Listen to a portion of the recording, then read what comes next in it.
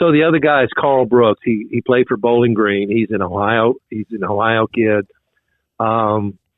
He told me at one time, and one of my questions was, who were some of your favorite players growing up? And I do another one, who's some of your who players do you follow now? Well, his favorite players growing up was Jamal Lewis, Clay Matthews, Michael Dean Perry. I said, well, those are all Browns players.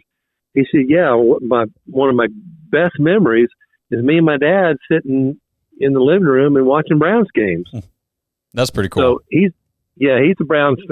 He went to Bowling Green. He's an Ohio kid. He's 6'4", 280.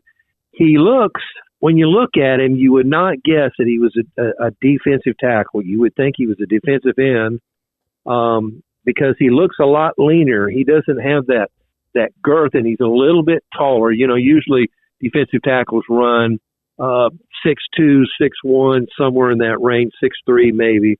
He's 6'4".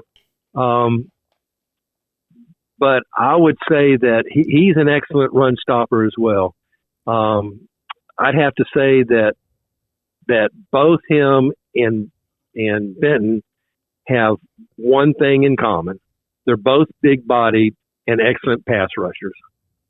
Okay, that's two things. Two things, one sentence. I think Brooks elevated his play. He just doesn't look. He did tell me that he has played some defensive end, which means he's got versatility.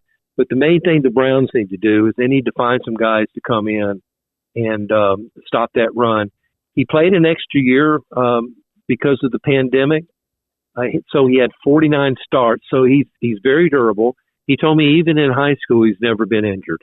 Now nice. He hasn't played in the NFL yet.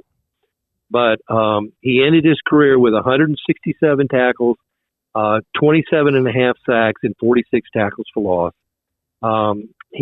Brooks is probably one of those players that's a little bit more explosive than you would think. He's flexible and he's fluid, and he's got quite a number of moves. He's got a solid upper body that resonates with his core strength. And against offensive linemen, I thought he was real strong. And one thing I've noticed about him is his missed tackles is minimum. So that means if he grabs and engages, he's going to at least hang on, if not make the tackle. And I think that's what I would look for in a defense.